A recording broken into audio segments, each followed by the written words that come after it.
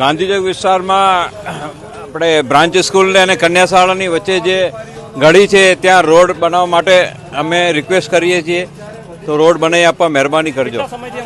કેટલા લગભગ 5-6 વર્ષથી અમે તકલીફમાં છીએ, તો પ્લીઝ બનાવીને અમને આપજો રોડ, મહેરબાની કરજો. તો એટલી મહેરબાની કરજો બનાવવા માટે. કાલે આજુબાજુમાં 2 સ્કૂલો છે, કન્યા શાળા છે, બ્રાન્ચ શાળા છે. છોકરાઓ બિચારા વરસાદના અંદર હેરાન પરેશાન થાય છે, કપડાં બગડે, આવવા જવાવાળા ઉંમરલાયક માણસો હેરાન થાય. રાતના ના લાઇટનું ઠેકાણું, ના રોડનું ઠેકાણું, હાથ પગ ભાગે તૂટે, એનો જવાબદાર કોણ પછી કે આ તો ઘણા સાહેબ સમસ્યા તો આ તો છેલ્લા 4 વર્ષથી છે.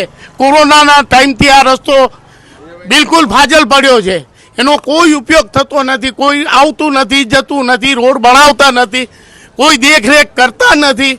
લોકો હેરાન થાય છે, પડે છે, વ્હીકલો વાળા હેરાન થાય, સાયકલો વાળા હેરાન થાય, હેરવા વાળા હેરાન થાય. ભાઈ આનો નિકાલ ક્યારે લાવશે? આ ડીસા નગરપાલિકા ખાડે ગઈ છે. છેલ્લા કેટલાય વર્ષથી અંદર આ રહ્યો બ્રાન્ચ સ્કૂલ વાળો રસ્તો એકદમ બેકાર એવો છે કે માણસો કેટલા પડી જાય. અમારા જેવા સ્કૂટર લઈને બી પડી જાય છે.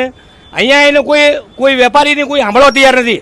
ડીસા બજારની હાલત અત્યારે જુઓ કે ખાડા રસ્તાઓ કેટલા છે. ખાલી એ આવીને એમને ગાડીની અંદર આવે એટલે ખબર પડે, તમે સમજે કે નહીં. એટલે અમારું એમ કેવું છે કે ડીસા નગરપાલિકા જો હવે આવવું હોય તો આ રસ્તા બજારના રસ્તા સુધારવા પડશે.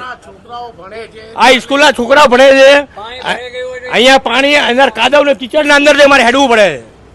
આ ખરેખર તો આ રસ્તો ડીસા ગાંધી ચોક અને રિસાલા બજારને જોડતો રસ્તો છે. 2 રસ્તા છે, ત્યાં ટ્રાફિકનો પ્રશ્ન હતો, એના માટે આ રસ્તો પહેલાં 6 ફૂટનો હતો. એના પહેલાં ભૂતકાળમાં આજથી 20 વર્ષ પહેલાં આ રસ્તો 15 ફૂટનો હતો. પણ આ 2 સ્કૂલોએ થોડો દબાયો હતો, અને એ દબાયા પછી અમે ખોલાવરાયો ત્યારે અમે જિલ્લા પંચાયતમાંથી હું મંજૂરી લઈ આવ્યો, મારી સાથે હિરેનભાઈ હતા. અમે આ 15 ફૂટની મંજૂરી લાવી હતી, પણ નગરપાલિકા એમાં માની નહીં, અને આ તાલુકા પંચાયતની એની જોડે રમી ગઈ, અને આજે 8 કે 9 ફૂટનો રસ્તો બનાવ્યો. એવું ગામ છે કે વેપારી મથક કહેવાય.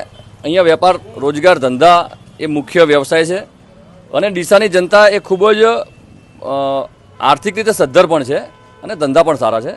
પરંતુ ડીસાની જે મુખ્ય જે વેપારી મથકની જે લાઈન છે, એ 2 લાઈનને જોડતો એક આ રસ્તો છે, જેનો ઉપયોગ ખૂબ થાય છે. કારણ કે ઓલી બાજુ જ્યારે ટ્રાફિક હોય છે ત્યાં દબાણોના કારણે ટ્રાફિક વધારે રહેતું હોય છે, ત્યાં નગરપાલિકા સદંતર નિષ્ફળ રહી છે. આ બાજુ ઘણીવાર ટ્રાફિક હોય છે, તો એક વચ્ચેનો એક રસ્તો છે કે જે વેપારીઓ પોતાનું અવર જવર કરી શકે.